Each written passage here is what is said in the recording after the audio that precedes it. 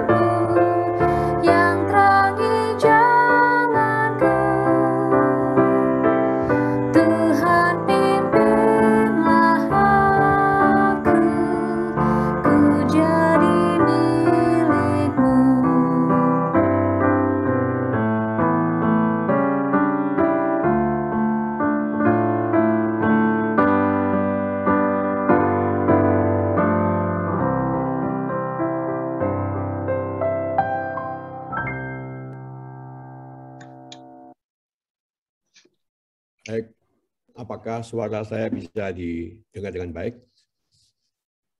Bisa. Baik.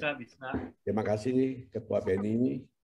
Shalom, selamat Sabat untuk semua anggota Makarios dan juga seluruh tamu-tamu yang telah hadir pada pagi ini. Ya, saya melihat beberapa sahabat saya, baik yang dari dalam negeri maupun dari luar negeri. Ya, saya lihat ada tentu Kocon dari Kolon, Jerman, Pak Bali Gunawan Asali yang telah membawakan kesaksian dari California. Kemudian juga ada dari Melbourne, saya ada Henry Cokro di sana Melbourne. Ya. Kemudian barangkali ada yang lain yang saya tidak sebut. Dan dari domestik, saya lihat ada teman sahabat saya, Pak Nisa sebut Pak Nicholas T. Ada Pak Purba, Pak Palinungan Purba. Selamat pagi Pak. Ya. Jadi ada juga Ketua IAUNA kita, sudah CV Eman, ya, dan juga yang lain-lain yang saya satu-satu. Baik, pertama-tama tentu kita patut memanjatkan rasa syukur kepada Tuhan yang Maha Kuasa. Ya. Oleh karena atas kemurahannya, maka pada pagi ini kita semua bisa bertemu ya secara Zoom di dalam keadaan baik dan sehat. Sebelum saya membuka dengan doa, memulai khotbah saya pada pagi ini yang berjudul Yesus Cinta Pengusaha, maka judul lagu ini akan dinyanyikan oleh sekelompok anak-anak Makarios, dan setelah itu saya akan buka dengan doa. Silakan, Saudara Ketua, sampaikan lagunya dulu.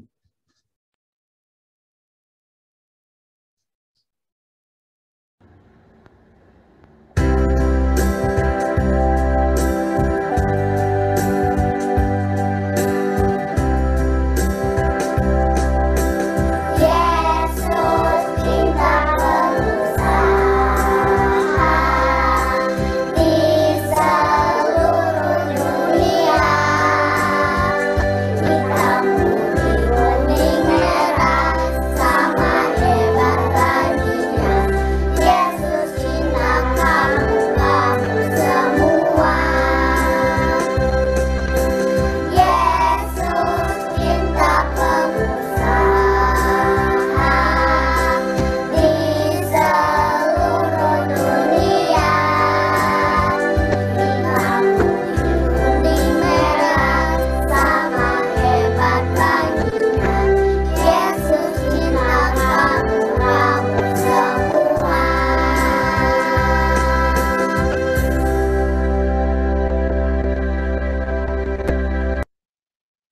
Marilah kita tunduk kepala dan berdoa.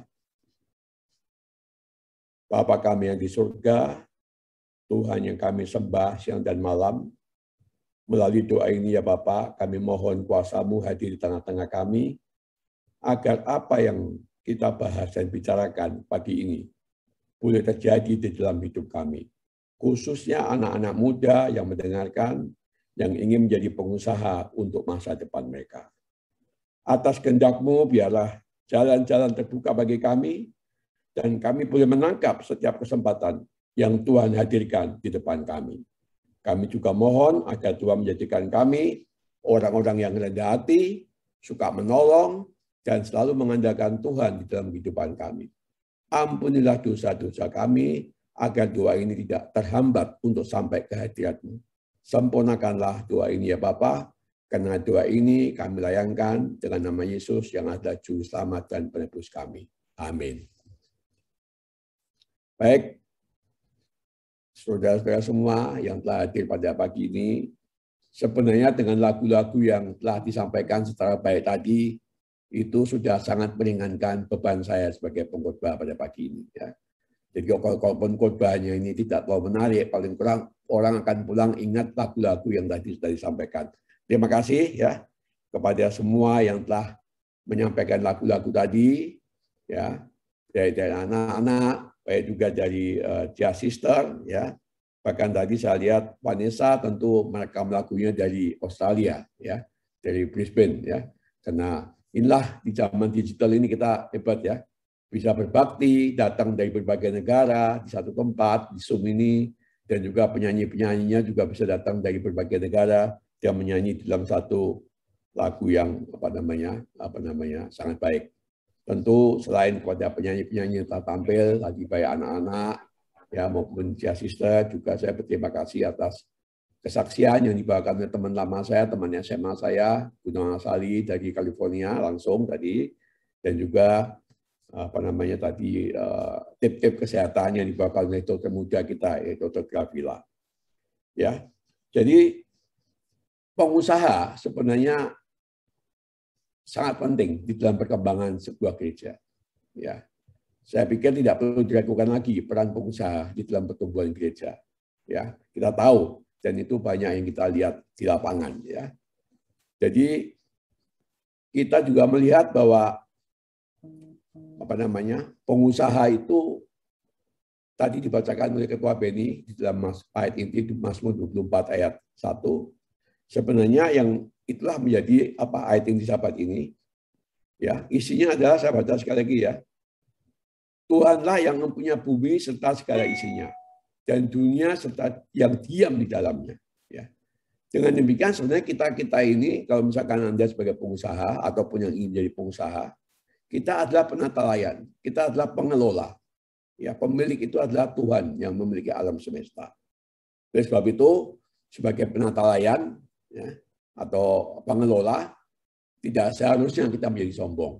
Kita harus tetap melaksanakan tugas-tugas kita dengan kerendahan hati. Ya. Di dalam pengertian lain, pengusaha juga sering disebut pembuka lapangan kerja. Ya. Sehingga pengusaha itu memberi kesempatan pada orang lain untuk bekerja. Ya. Jadi saya minta anak-anak muda khususnya yang hadir pada sahabat pagi ini, coba berpikirlah mulai sekarang membuat perencanaan ya untuk masa depan Anda. Ya. Nanti saya akan jelaskan alasan-alasan kenapa saat ini adalah yang paling cocok jadi pengusaha dibanding menjadi seorang profesional atau menjadi seorang ASN. Tadi akan saya jelaskan. Ya. Jadi apapun yang kita lakukan saat ini, ya, itu tetap baik, ya. Tetapi untuk masa depan kita mungkin perlu membuat perencanaan, ya, perencanaan yang harus dimulai dan ditindaki dari sekarang ini. Ya, ini buku dari Robert Kiyosaki ini pertama kali saya mendengarnya adalah dari Surya Pintoko. Ini di awal 90-an. Ya, kemudian saya tertarik, kemudian saya membaca sendiri. Ya. Jadi seorang pengarang yang populer dari awal 90-an atau akhir 80-an yang bernama Robert Kiyosaki.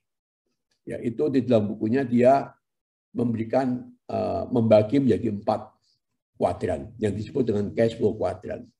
Ya, kuadran. Ya, jadi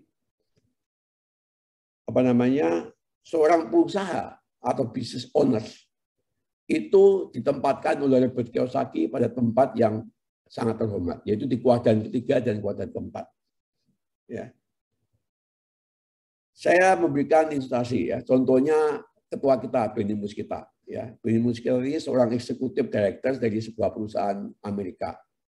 Nah, Cabot ya, membuat bahan-bahan untuk membuat ban. Ya. Tentu gajinya besar, ya, fasilitasnya bagus. Ya.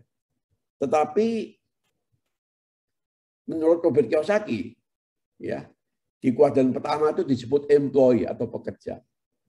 Karena pekerja ini tetap tidak mempunyai kebebasan waktu. Jadi Pak Benny Muskita ini, ketua kita ini, walaupun dia seorang executive director, tetapi tetap dia tidak mempunyai kebebasan waktu. Kalau seandainya Pak Benny mengatakan pada bosnya, sorry ya saya mau pergi 3 bulan jalan-jalan, bosnya dengan setengah hati mengatakan, oke, saya akan potong gaji kamu ya karena kamu tidak kerja 3 bulan. Jadi apa artinya? Walaupun seorang eksekutif yang bergaji besar itu tetap mempunyai keterbatasan di bidang apa? Kebebasan waktu. Jadi oleh Robert Kiyosaki, Pak Ketua kita ini dimasukkan dalam kuadran pertama yang disebut employee atau pekerja, di mana kebebasan waktunya tidak ada. Dan kebebasan finansialnya juga masih terbatas. Kenapa? Karena ketika dia resign dari perusahaan tersebut, maka Pak Benny juga tidak akan menerima gaji dari perusahaan. Inilah yang disebut oleh Robert Kiyosaki posisi di kuadran pertama. Yang berikutnya, saya juga ingin menggunakan ilustrasi-ilustrasi teman-teman yang ada di gereja ini. Ya, kita kenal Dr. Epistel Simatupang. Ya, beliau adalah seorang internis yang terkenal. Ya, bekerja di Jakarta ini. Dan kita sering mendengar ya, Dr. Epistel ke Kalimantan 2-3 minggu ya, mengadakan pelayanan kesehatan ya, memberikan pengobatan gratis di Kalimantan dan tempat-tempat lain. Nah, oleh Robert Kiyosaki, Dr. Epistel ini yang disebut dengan self-employed atau mempekerjakan diri sendiri. Itu ditempatkan pada kuadran kedua. Apa bedanya dengan Pak Benny Muskita? Dr. Epistel memiliki kebebasan waktu sedikit lebih luas dibanding Pak Benny. Ya, karena Dr. Epistel itu di rumah sakit, dia menyewa satu ruangan, ya, dia membayar kepada rumah sakit, apakah pembagian hasil atau sewa ruangan, saya tidak tahu, tapi yang mengerjakan itu adalah Dr. Epistel. Semua pasien itu datang bukan kena rumah sakit ini saja, tetapi oleh karena dia kenal Dr. Epistel, seorang dokter yang dia yakini bisa membantu menyembuhkan penyakitnya. Oleh sebab itu, posisi Dr. Epistel ini yang disebut dengan self-employed atau mempekerjakan diri sendiri, itu oleh Robert Kiyosaki diletakkan pada kuadran kedua, di mana kebebasan waktunya lebih baik dibanding Pak Benny Muskita yang sebagai eksekutif di perusahaan tadi. Ya. Tetapi kembali lagi, kalau soal kebebasan finansial, tentu kita berbeda lagi. Karena ketika Dr. Epistel mengatakan, saya pergi 3 minggu ke Kalimantan Barat untuk melakukan pelayanan kesehatan, otomatis pasien-pasiennya juga tidak bisa bertemu beliau, otomatis tidak ada juga pemasukan. Jadi artinya Dr. Epistel masih ada kendala di pemasukan. Walaupun secara waktu, Dr. Epistel memiliki kebebasan waktu yang lebih baik dibanding saudara Benny Muskita, yang seorang executive director di sebuah perusahaan besar. Kalau di dalam bahasa Inggrisnya ada disebut financial freedom dan financial independence. Ya, saya nggak tahu nih, mesti tanya Pak Pintoko yang bahasa Inggrisnya bagus nih. Kalau saya menerjemahkannya mungkin secara bebas ya, kebebasan finansial dan kemerdekaan finansial. Nah, apa bedanya ini keduanya ini? Ya. Kalau Anda tanpa bekerja bisa mencukupi kebutuhan sehari-hari secara sederhana tanpa bekerja, maka Anda sudah pada posisi menempati financial freedom atau kebebasan finansial. Jadi untuk mencukupi kebutuhan pokok dasar hidup kita itu, kita sudah tidak menggantungkan kepada pemasukan dari orang lain. Nah, tetapi yang lebih hebat lagi yang disebut dengan financial independence. Kemerdekaan finansial ini adalah bila mana Anda tanpa bekerja, ya, Anda bisa mencukupi seluruh kebutuhan Anda dan keluarga Anda sebagaimana Anda waktu bekerja.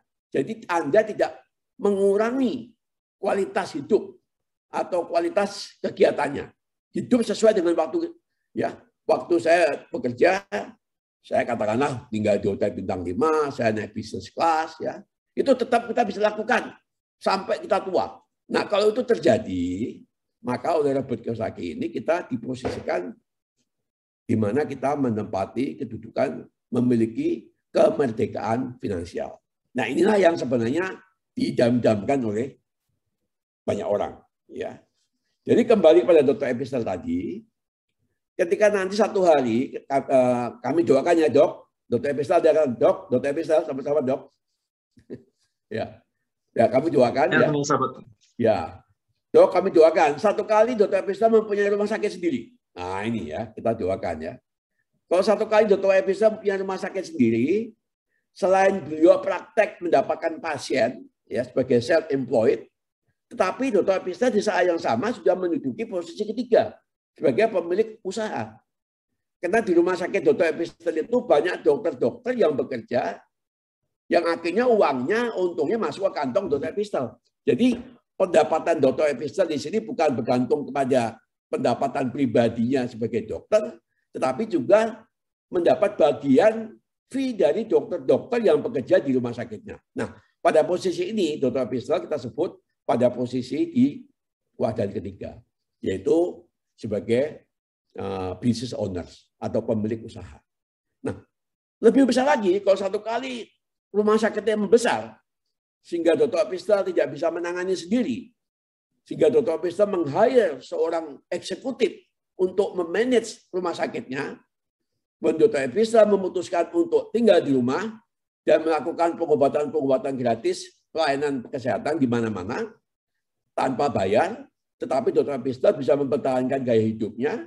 Nah, Dr. Epistel dalam hal ini menempati posisi kepada wadah keempat, di mana uang sudah bekerja untuk kita. Ya, kita bukan bekerja untuk mencari uang, tapi uang itu, mesin uang Dr. Epistel sudah berputar melalui dokter-dokter yang bekerja di rumah sakitnya itu dan setor ke Dr. Epistel. Nah, saat itulah Dr. Epistel sudah pada posisi keempat. Jadi posisi ini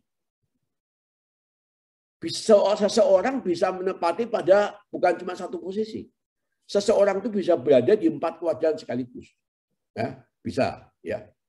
Dia bisa mendapat gaji dari perusahaan, dia juga bisa mendapat gaji dari perusahaannya, dia juga bisa sewaktu-waktu pergi tanpa pamit, ya, karena dia mempunyai kebebasan waktu dan finansial. Nah, kalau ini terjadi, maka orang ini sudah berada di kuadran 1, kuadran kedua, ketiga, dan 4. Inilah yang sebenarnya kita inginkan. Ya. Nah, kita kenal Saudara Lee Keng Hong. Ya, kalau baca di Google, Anda ketik Lee Keng Hong, akan keluar. Ya. Disebut Warren Buffett Indonesia. Ya. Itu adalah orang, Saudara Edwin namanya, teman-teman ingat ya, itu adalah temannya Pak Usman Effendi yang selalu meminjamkan vilanya untuk kita dulu. Di belakang Ketaki yang di puncak. Ya. Ingat ya? Ya, saya lihat juga Pak Abdul ada di Pak Abdul, sama-sama Pak Abdul. Ya. Jadi Saudara Lee Keng Hong ini saat ini kaya raya. Ya. Dia ada di kuadran keempat, tidak pernah mimpin pabrik, tidak pernah masuk pabrik, tapi menghadiri rapat-rapat umum pemegang saham karena dia memiliki saham di mana-mana. Ada di Gajah Tunggal, ada di Barito Pasifik, ya ada di mana-mana. Ya. Itu orang yang kita kenal. Saya kira Pak Ren, ya Pak Pintoko, ya Asrin, ya Benny kenal semua ini orang ya. Bahkan beberapa waktu yang lalu saya baca sebuah artikel mengenai dia, kemudian saya telepon. Selamat ya, Pak Gunawan, kapan pinjam villa saya lagi? Oh gitu, malah disuruh pinjam villanya ya. Jadi tawarin untuk pinjam. Nanti kok lagi Makarios mau menggunakan villa silakan ya. Yang punya sudah menawarkan ya. Jadi Saudara Erwin atau Lee Keng Hong ini yang disebut dengan Warren Buffett Indonesia ini sekarang, ya saya nggak pernah lihat SPT-nya ya, tapi menurut saya uangnya sudah bukan ratusan miliar ya, sudah lewat ratusan miliar ya. Padahal dia dulu seorang pekerja di bank ekonomi yang gaji kecil ya, dan sekarang kaya raya. Ya inilah ya apa namanya. Nah, hal-hal beginilah yang tentu menjadi apa? Keinginan kita.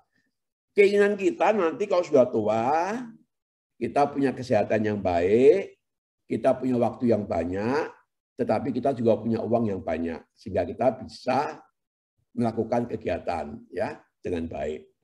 Waktu kecil ya kita punya kesehatan, kita punya waktu, tapi kita nggak punya uang karena kita bergantung pada orang tua, sehingga tidak bisa bergerak.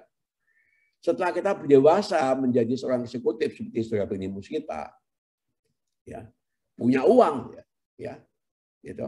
Kesehatan juga punya, masih muda. Tetapi waktu nggak punya. Coba ajak Pak Beni 2 bulan jalan-jalan, belum tentu dia bisa meninggalkan pekerjaannya.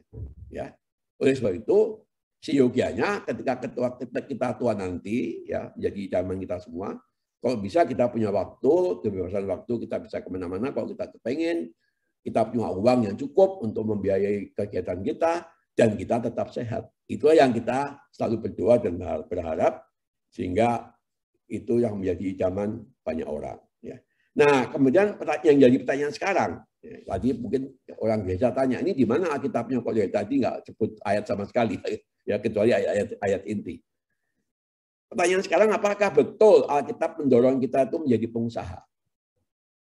Apakah betul Yesus itu cinta pengusaha seperti yang dinyanyikan oleh anak-anak tadi? Kita kembali ke kitab Kejadian. Adam dan Hawa itu diciptakan Tuhan bukan sebagai pegawai, tapi sebagai penata layan, pengelola. Ya, dialah yang memberikan nama binatang-binatang, dia memberikan nama tumbuh-tumbuhan, dia yang menguasai seluruh Taman Eden itu. Itulah prinsip daripada seorang pengusaha. Ya. Kemudian kita turun pada Kain dan Habil. Kain lebih tua dari Habil, tapi mereka punya usaha yang berbeda. Kain adalah seorang petani dan tukang pemilik pertanian dan perkebunan. Sedangkan Habil adalah peternakan, kan begitu kan? Kalau Tuhan menginginkan kita jadi pegawai, ngapain Habil tidak bekerja sama Kain aja? Kan Habil lebih muda. Mestinya kalau Tuhan menginginkan kita jadi pegawai, ya mestinya Habil itu kerja sama kakaknya aja, memperbesar usahanya di bidang pertanian dan perkebunan. Tapi Tuhan memberikan usaha yang terpisah, ya. Begitu kita bisa lihat dia persembahannya berbeda, ya. Kita pergi perjanjian lama di buku Kejadian 13, ke-14, 19, 21, silakan baca di rumah, ya. Abraham itu seorang pengusaha, bukan seorang pegawai. Salomo pengusaha, ya. Dan kalau kita lari ke perjanjian baru di Kisah 16 ayat 14 dan 15 kita baca ya, ini agak pendek kita baca. Seorang dari perempuan-perempuan itu yang bernama Lydia turut mendengarkan. Ia seorang penjual kain ungu dari kota Tiatara yang beribadah kepada Allah. Tuhan membuka hatinya sehingga dia memperhatikan apa yang dikatakan Paulus. Ayat 15. Sesudah dia dibaptis, ia mengajak kami, katanya, jika kamu berpendapat bahwa aku sungguh-sungguh percaya kepada Tuhan, marilah menumpang di rumahku. Ini pengusaha, ya. Setelah mendengarkan khotbah Paulus, dia bertobat. Nah, itulah ciri khas pengusaha. Setelah dia bertobat, dia menawarkan, ya mari pendeta ke rumah aja, makan di rumah, tidur di rumah. Ini akan pengusaha gitu kan ya. Jadi itulah pendeta ya. Salah satu kriteria pengusaha ya. Dia kalau dia sudah kena hatinya, dia mau memberikan apa yang dia miliki, ya. Bahkan kadang dia memberikan uangnya juga, memberikan waktunya, memberikan keahliannya dan energinya, ya. Nah, kita lagi ke perjanjian baru. Rasul Paulus juga seorang pengusaha. Bahkan kalau kita lihat murid-murid Yesus sebagian besar pengusaha, walaupun nelayan, tapi kan nelayan pada saat itu kan juga pengusaha, ya. Nah, saya kepengen mulai masuk nih, ya. Banyak orang yang kepengen jadi pengusaha, tetapi selalu mengatakan, saya tidak punya modal. Kalau Bapak kasih modal, saya bisa. Itu kalau gitu semua orang ya Orang yang begitu biasanya modalnya habis tengah jalan. Ya. Karena orang ini tidak punya keyakinan. Ya. Dia mengatakan bahwa modal menjadi syarat menjadi pengusaha. Tidak. Coba tanya Pak Nicholas T. Itu. Pak Nicholas T. pengusaha besar. Ya. Beliau yang punya MM 2000, yang punya Alam Sutra. Ya, tanya apakah modal menjadi apa utama? Bukan. Ya. Modal. Banyak orang-orang sukses di dunia ini yang bisa berhasil tanpa modal. Mereka dari, kalau saya sebutkan ini bisa sampai sore ya. Saya ceritakan dari orang-orang besar di Indonesia. Saya kan salah satu suka membaca buku-buku mereka ya, lewat hidup mereka. Ya. Tidak ada yang menjadikan modal sebagai syarat. Seorang pengusaha perlu memiliki sifat keyakinan yang pertama. Kemandirian, individualitas, optimisme. Selalu berusaha untuk berprestasi, berorientasi pada laba, memiliki ketekunan dan ketabahan, memiliki tekad kuat, suka bekerja keras, energik, dan memiliki inisiatif. Nah, inilah itu. Nggak ada modal, nggak ada dibilang modal sini, ya, ya. Kecuali pengusaha cengeng. Dan kalau Anda di gereja ini menjadi orang yang cengeng, orang yang akan pertama menegur Anda adalah Pak Pintoko. Ya, karena Pak Pintoko saya tahu tidak suka orang cengeng. Ya, ya. Jadi dalam kehidupan ini sering kita diizinkan oleh Tuhan untuk mengalami kepahitan, kekecewaan, dan lain-lain. Karena memang itu bagian proses daripada pembentukan tabiat kita. Ya, kita dibentuk oleh pengalaman-pengalaman hidup yang kita alami. Ya. Kadang kita dibiarkan jatuh supaya kita mengenal tangan-tangan mana yang mengulurkan bantuan. Dan tangan-tangan mana yang bertepuk tangan. Nah, saya ulang, ini penting nih ya, anak-anak muda ya. Kadang kita dibiarkan jatuh. Ya. Supaya kita mengenali tangan-tangan mana yang mengulurkan bantuan dan tangan-tangan mana yang bertepuk tangan. Ya, bertepuk tangan artinya apa? Senang atas kejadian yang menimpa kita. Pengusaha, baik yang kecil maupun yang besar, pasti ada jatuh bangunnya. Saya mau share beberapa pengalaman pribadi saya. Ya. Saya jarang sekali menceritakan pengalaman-pengalaman atau success story ya, walaupun banyak. Karena kebanyakan maka saya nggak bisa ceritakan. Tetapi kepahitan-kepahitan yang saya selalu sampaikan itu tujuannya supaya anak-anak muda itu bisa belajar bahwa hidup ini tidak selalu linear. Ya, hidup ini ya kalau kita bikin rumus matematika yang paling gampang ya linear ya. Kalau sudah Anda belajar ilmu yang lebih tinggi, Anda akan belajar yang lebih rumit, ya, lebih rumit. Ya. Saya akan ceritakan beberapa pengalaman. Ya, mudah-mudahan ini bisa menjadi pendorong bagi anak-anak muda yang khususnya mendengarkan acara ini. Ya. Kekecewaan itu tidak boleh meracunin kita. Kekecewaan tidak boleh mematahkan semangat kita. Kita harus punya kemampuan dengan pertolongan Tuhan untuk mengubah kekecewaan menjadi energi yang positif yang justru membuat kita bersinar. Banyak pengusaha-pengusaha yang gagal berkali-kali kemudian menjadi sangat besar. Ya, karena dia berpengalaman dan dia bisa mengatasi dengan baik. Ya. Jadi mudah-mudahan apa yang saya akan share di dalam beberapa menit depan, pengalaman saya ini bisa menjadi inspirasi bagi anak-anak muda supaya menimbulkan semangat yang lebih besar. Pertama, waktu SD, ya, berbeda dengan Gunawan Asali. Gunawan Asali ini kan ini anak orang yang mapan ya, bapaknya malam bisa dikasih Bible story. Nah, saya kan nggak pernah, papa saya jam 4 udah berangkat setir mobil truk. Pulang malam jam 10 saya nggak pernah lihat papa saya kecuali Sabtu aja. Karena kita nggak pernah Bible story, mana bisa Bible story. Orang tua kita di jalan terus ya sebagai supir truk. Ya. Jadi walaupun waktu itu kami keluarga yang sangat sederhana, tetapi sekolah kami cukup lumayan. Makanya saya ingat-ingat ya, di sekolah itu kelihatannya kok dari segi bajunya, tasnya, dan peralatan tulisnya, hanya ada 2 keluarga yang miskin saat itu di sekolah itu. Karena sekolah bagus di Solo ya, warga namanya. Kelihatannya keluarga Cokro, saya dan adik-adik saya, dan juga keluarga yang jaga sekolah itu. Ya. Karena keluarga yang jaga sekolah itu adalah orang Jawa yang anak-anaknya juga mendapatkan kesempatan sekolah di tempat itu. Ya, jadi katanya 2 dua keluarga ini yang dari bajunya kelihatan sangat sederhana. Dia cerita satu hari di satu acara ulang tahun sekolah yang sangat besar. Dipilihlah anak-anak yang punya bakat. Akan dilatih kesenian Jawa. Ya.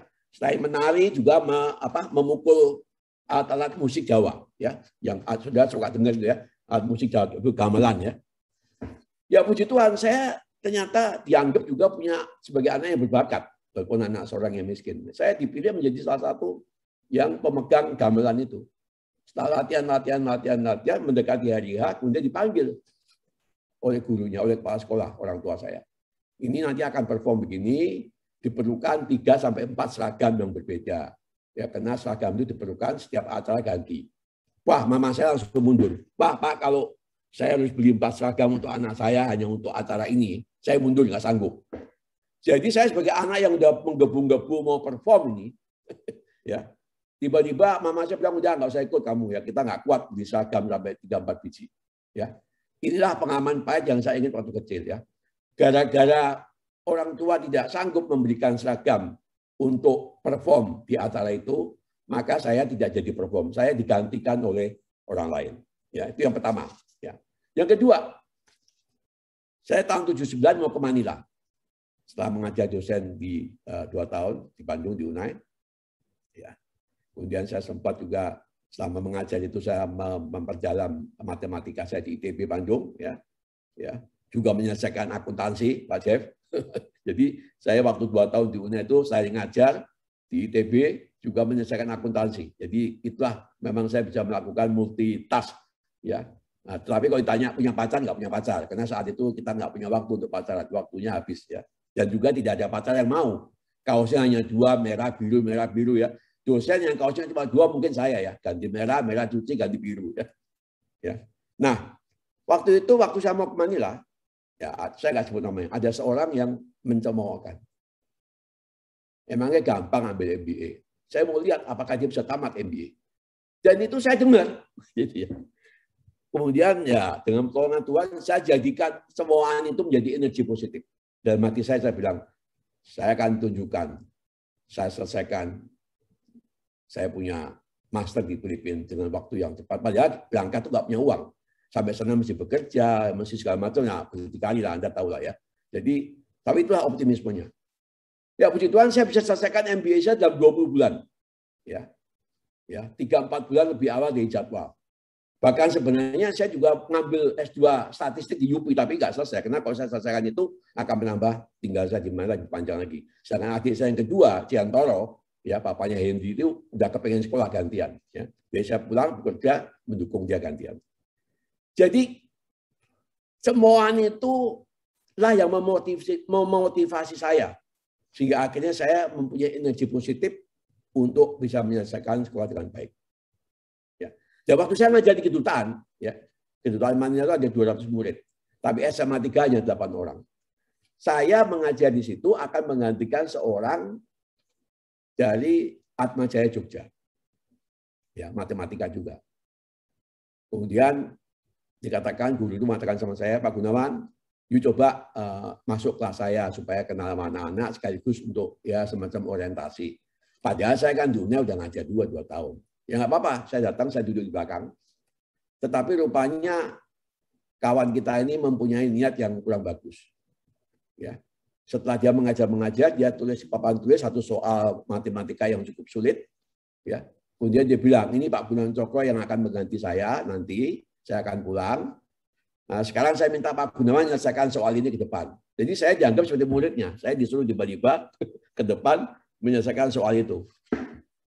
Ya, saya waktu di ITB itu mengambil matematika murni yang di mana rumus matematik itu kalau di SMA misalkan satu cara untuk membuktikan rumus, kalau di matematika yang tingkat tinggi itu ada 3-4 cara yang berbeda dengan hasil yang sama. Waktu itu ya saya tunjukkan juga kemampuan saya ya, saya tunjukkan di papan tulis. Akhirnya tuh guru yang suruh saya ke depan dia nggak tahu juga apa itu yang saya tulis ya. Karena saya menggunakan teori matematika yang mungkin dia juga tidak pernah belajar sebelumnya. Jadi kadang-kadang kepahitan-kepahitan itu timbul dalam hidup kita, tapi kita harus mampu mengubah. Ya. menjadi energi yang positif. Tadi saudara kita yang dari Jogja tadi yang tujuannya meredakan saya, tujuannya untuk menunjukkan. Kenapa? Murid-murid yang di depan saya 8 orang itu anak duta besar, anak atasnya militer, anak-anak perbesar kedutaan. Artinya kalau saya tidak bisa menyelesaikan soal matematika itu, mereka akan lapor orang tuanya. Pak, guru yang baru itu nggak bisa, Pak. Bodoh, Pak. Nah, kemudian saya akan dikeluarkan.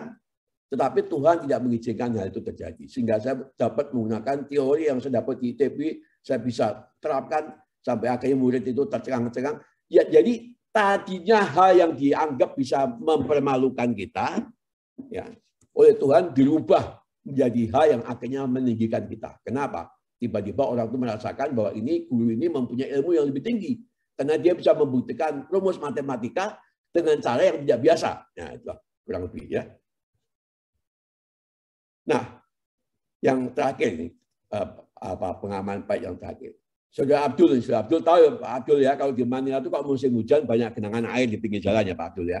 Nggak tahu sekarang mungkin lebih bagus ya. Tahun 70-an genangan air di mana-mana. Saya menunggu bis satu malam, jam 10 malam menunggu bis pulang.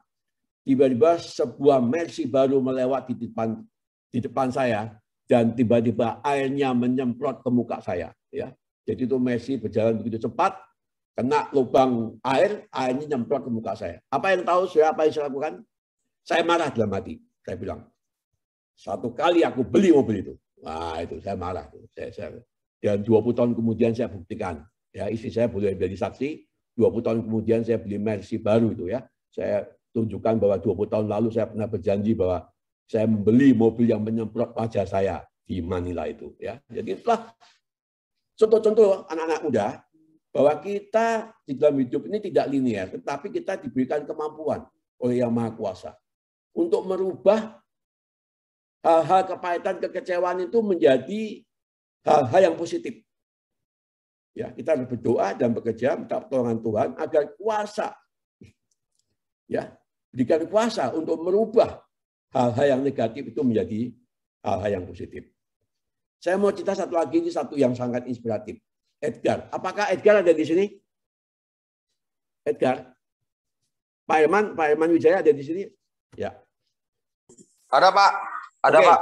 Ya, saya mau ceritakan Edgar ini. Edgar ada juga, Edgar. Edgar kayaknya nggak ada Pak. Oh, kalau nggak ada, oke ya. Saya akan menggunakan dia sebagai Lagi latihan Edgar. Pak. Lagi latihan Edgar Pak. ini adalah juara dunia wushu 3 kali. Ya. Waktu SEA Games di Manila ya, Man ya. SEA Games di Manila ya. Waktu bapaknya meninggal tuh SEA Games Manila ya. Betul Pak, betul Pak. Manila.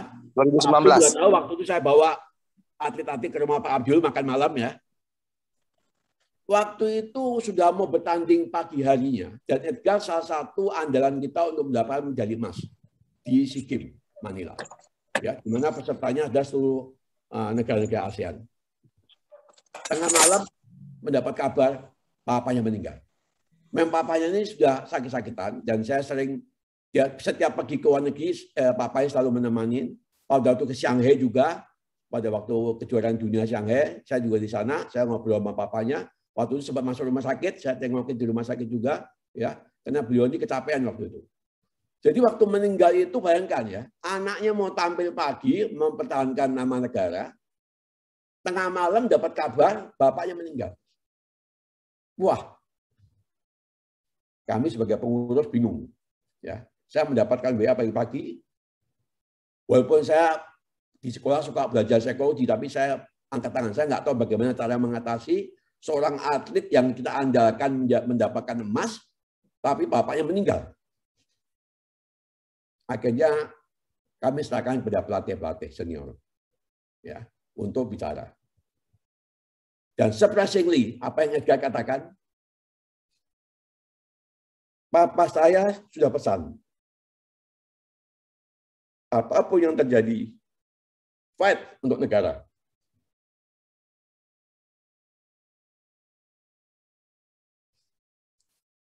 Dan pada pagi itu, Edgar berjuang dengan sempurna mendapatkan 3 emas. Ya, Man, betul Man, 3 emas, Man. Pak, 2 emas, Pak. 2, Pak. 2 emas, sorry. 2 emas ya. Iya, 2 emas, Pak. Bukan yang tualen 1 emas lagi. Yang tualen lain lagi. Golok toya jadi 1, Pak, medalinya, Pak. Oke, oh digabung ya. Jadi 2 emas. 2 emas, Sudah Pak. bisa bayangkan seorang anak atlet yang diandalkan oleh negara untuk mengibarkan, ingat ya Bapak-bapak dan Ibu-ibu, Indonesia Raya dan Merah Putih itu dikibarkan di negara asing. Hanya ada 2 event. Yaitu kalau RI1 atau Pak Presiden datang ke negara itu, maka penyambutannya dinyanyikan Indonesia Raya dan juga dikibarkan Merah Putih. Yang kedua adalah bila mana atlet kita mendapatkan emas, maka itu juga akan dikibarkan bendera Merah Putih dan dinyanyikan Indonesia Raya. Luar biasa, ya. Tadi saya pikir Edgar akan datang sehingga teman-teman bisa lihat wajahnya, ya. Jadi inilah contoh di mana Edgar bisa merubah kesedihan menjadi energi positif untuk meraih kesuksesan yang besar.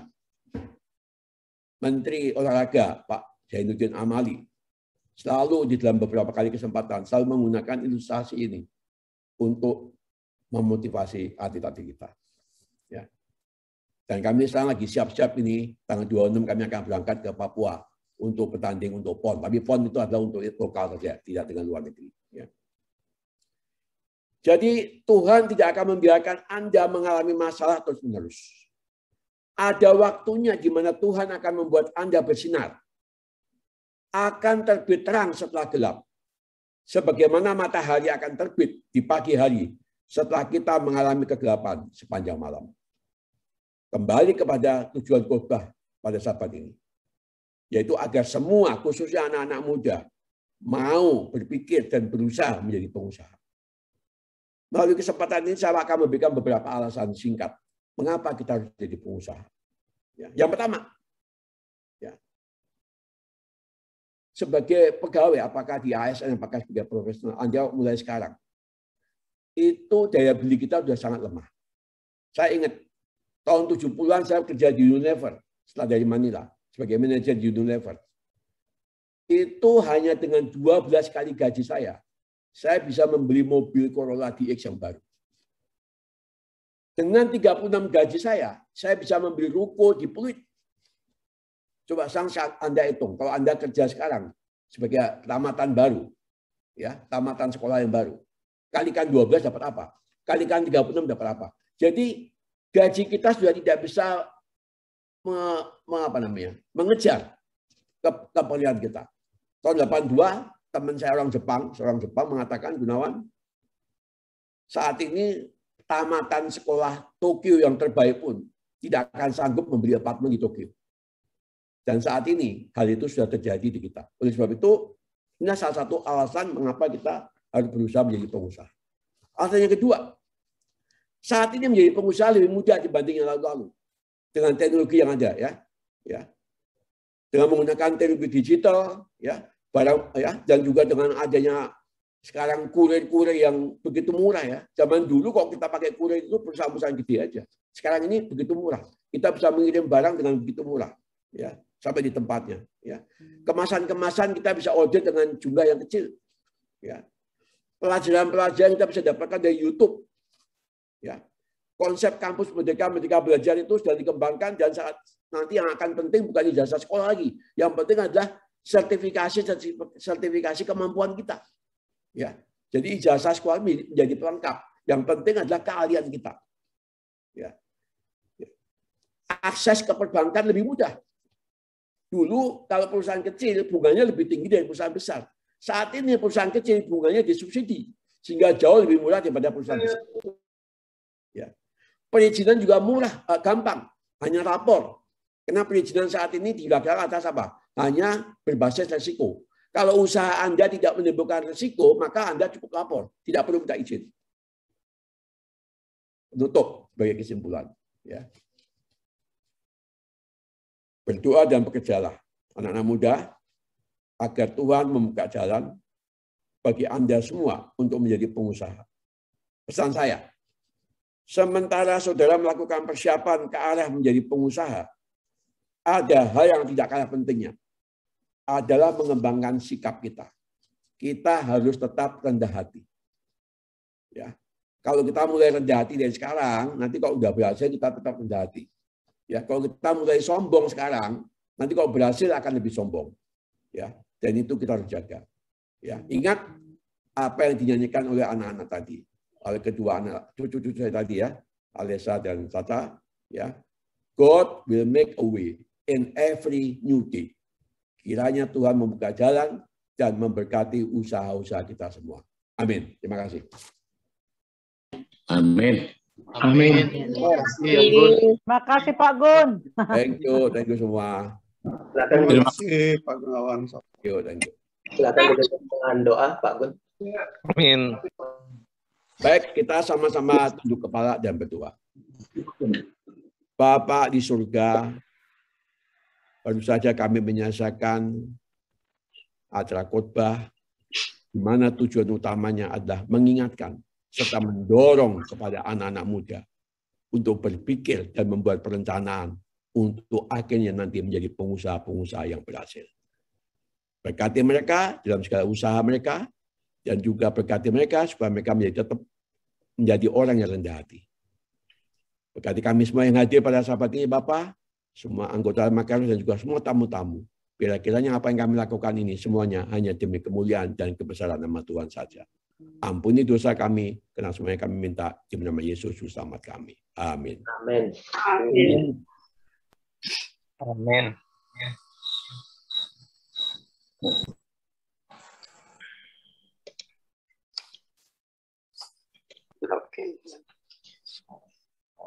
Amin. Terima kasih kepada Pak Gunawan Cokro, renungan yang sangat inspiratif, terutama bagi kita-kita yang lebih muda, dan kiranya renungan inspiratif ini juga menjadi motivasi bagi masing-masing kita, bahwa kita ingin mendapat suatu kebebasan di dalam kehidupan kita, dan kebebasan itu bukan kita gunakan untuk kesombongan kita pribadi, tapi dengan kerendahan hati kita siap untuk digunakan oleh Tuhan kemanapun Tuhan ingin kita pergi. Itu juga kita punya misi ya di dalam Mission Spotlight pada pagi hari ini, yaitu kita siap untuk diminta Tuhan kemanapun kita pergi. I will go.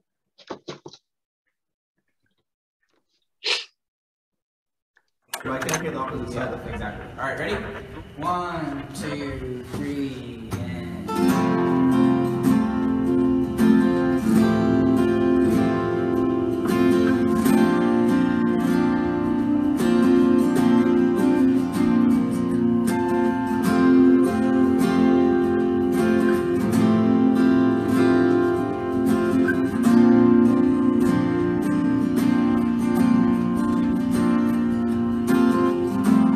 tasted mercy, yet I linger to what's behind.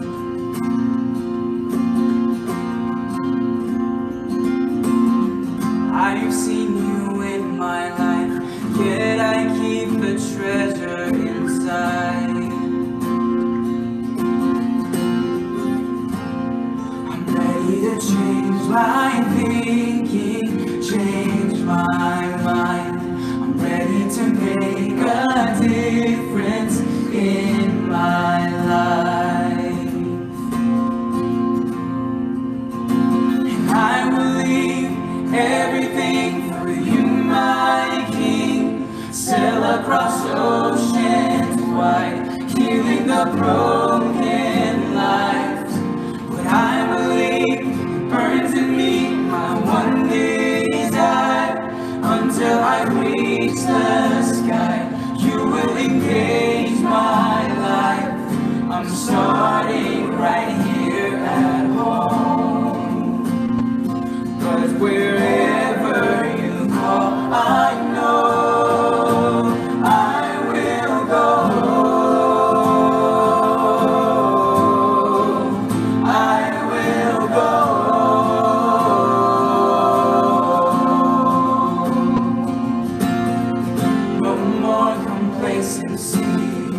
No more will I feed my doubt.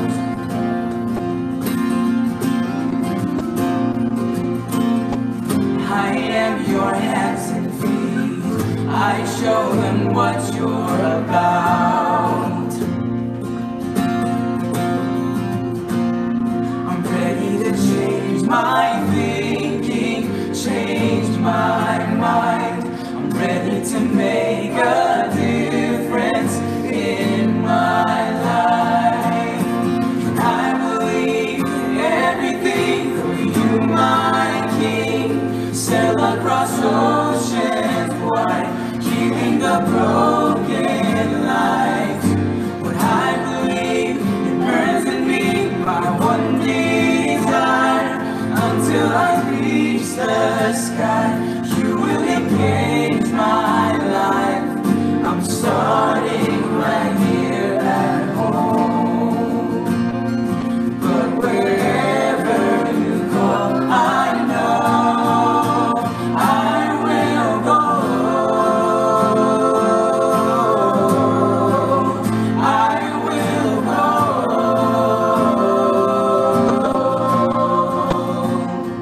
You can count on me, count on me, count on me. Jesus, you can count on me, count on me, count on me. Jesus, you can count on me, count on me, count on me. Jesus, you can count on me, count on me, count on me.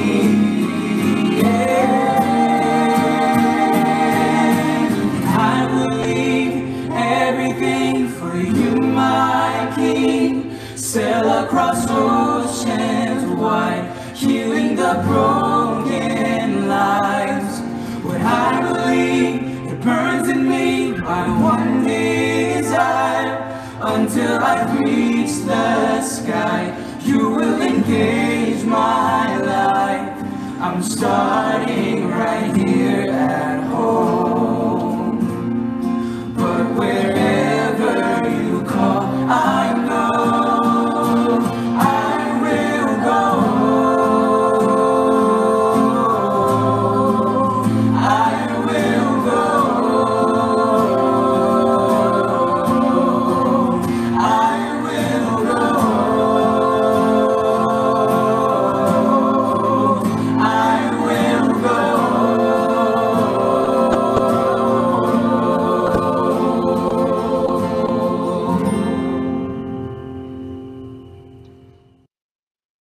Amin. Demikianlah renungan firman Tuhan yang disimpulkan juga dengan sangat baik, di mana kita merindukan sebuah kebebasan secara finansial dan juga kebebasan secara waktu, dengan tujuan untuk memuliakan nama Tuhan dan siap untuk diutus kemanapun kita pergi. Sekali lagi terima kasih